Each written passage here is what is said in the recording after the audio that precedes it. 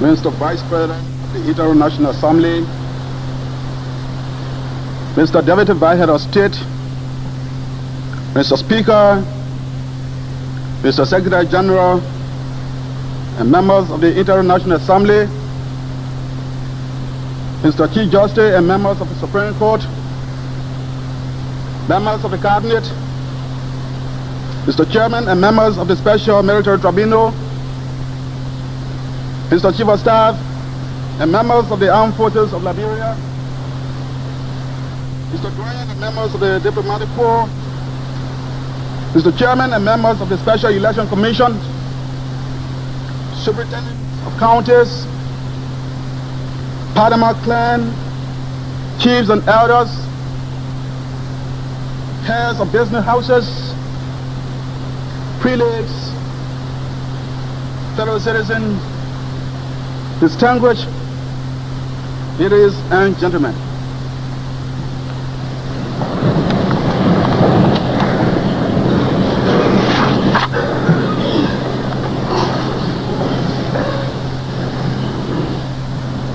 We are gratified by your kind response to our invitation to assemble in this great hall today. The historic process which we have embarked upon and the mission we undertook 5 years ago for the liberation and development of this country make us duty-bound to invite you here to review the conditions and development in our country.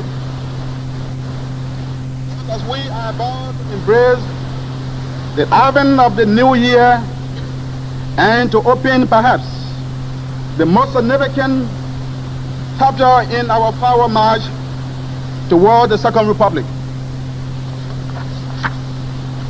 My fellow citizens, distinguished ladies and gentlemen, the Almighty God has bestowed manifold blessings upon us, both as a people and as a nation.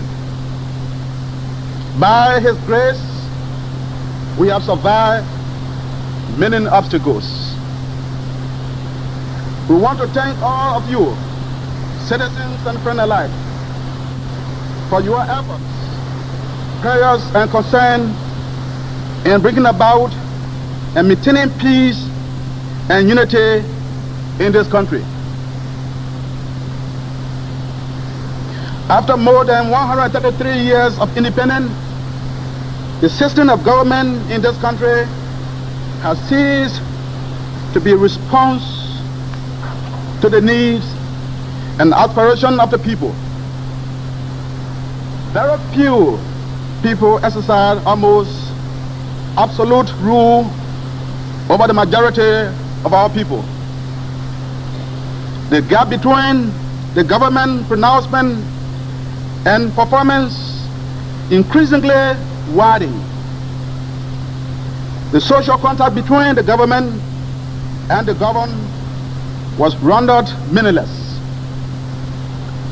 Thus, by 1980, the national consensus was that a change in the national leadership was necessary and imperative.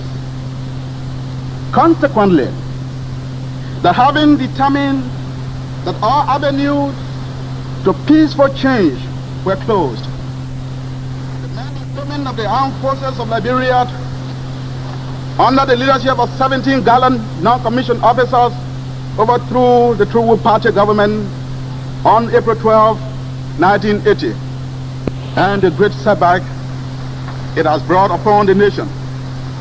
The trials have begun in the Special Military Tribunal of the military personnel involved. Trials of civilian and politicians are to begin in the civilian court as soon as preliminary investigation by the Joint Security are concluded. Considering that the investigation are still continuing, we are not now in the position to make final determination of the fate of all those concerned. For we believe that much as we may be inclined to show out of mercy, it is important to exert the due process. Meanwhile, based upon security report and consistent with our desire to sustain the reconciliation process being preached by men and many other citizens, including Bishop George D. Brown and Reverend Peter Amos George, we have decided to order the immediate release from further detention of the foreign individuals. As up to now, we have not received the warrant for official detention. We, however, request that they remain available to assist with the ongoing investigation if the need arises. 1.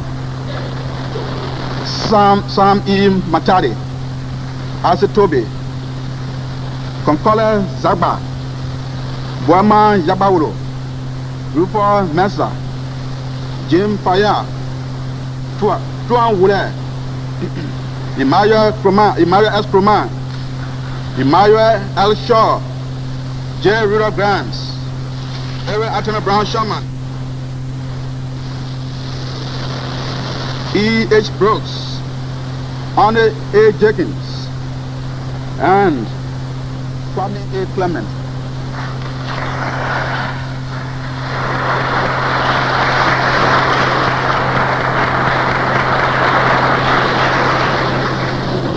To rejoin their family and loved ones and continue to make their contribution to the development of our country. In an attempt to address the dislocation which occurred in the economy as a result of the border invasion and to ensure the survival of the country, we have already announced a series of economic measures, including redundancy, a retirement scheme of public sector employees. My fellow citizens, distinguished ladies and gentlemen, consistent with our commitment upon assuming power to promote the development of our national economy and improve the welfare of all of our citizens, we have initiated several measures over the years.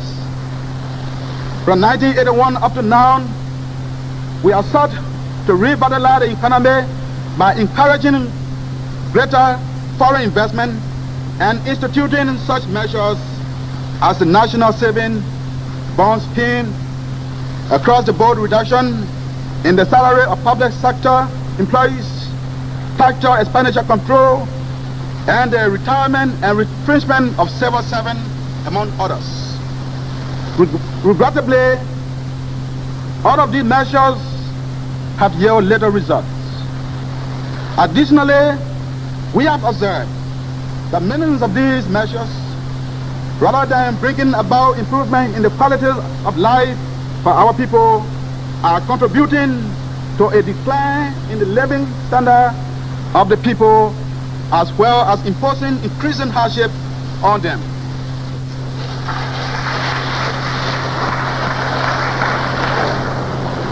For indeed, while these measures are being taken, there are thousands of children leaving college, entering the job market. What do we do about all these qualified Liberians? What do we do about those to be retired? What do we do about the numerous requests for development and job to travel throughout the country? It is the responsibility of government to create those conditions for creating employment which will enable these young people to become useful and productive citizens.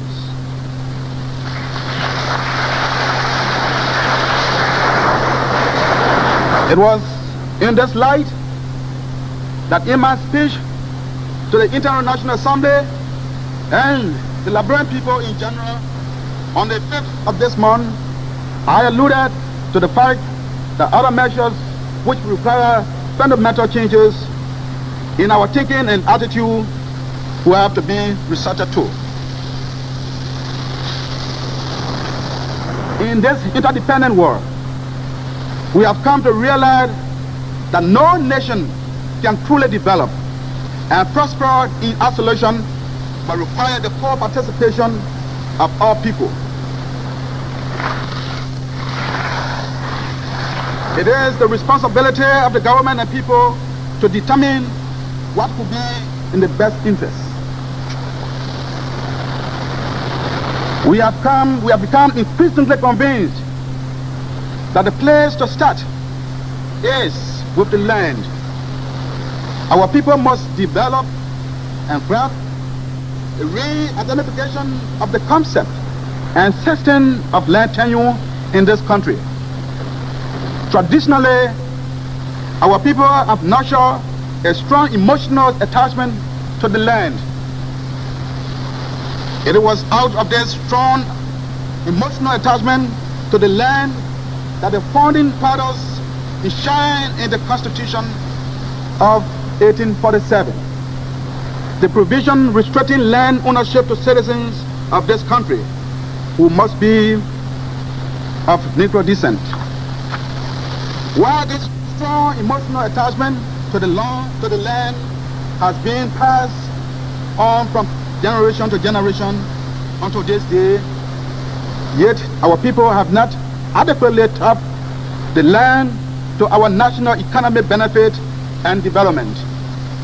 Consequently, in the face of our continuing national economic dilemma and the harsh reality of our economic situation, it becomes increasingly imperative to adapt a changing world condition and keep pace with other accommodated of nations, particularly those of the African continent.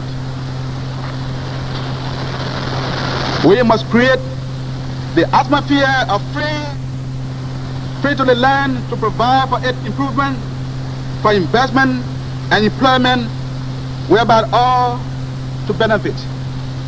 However, we are aware that many of our people own and have invested extensively in land and real estate property in other countries, in Europe and the United States, thereby providing employment opportunity for the people in this country. Accordingly, I have been pleased to have received the following communication from the dissolved People's Redemption Council dated April 26, 1984, which I hereby quote. Mr. Head of State, the Council acknowledges with thanks your letter dated April 25, 1984, PRC v. DM 2509, slope 1984, directing that we carefully review your proposal relative to land ownership in Liberia by non-Africans. Mr. Head of State, land is power and wealth.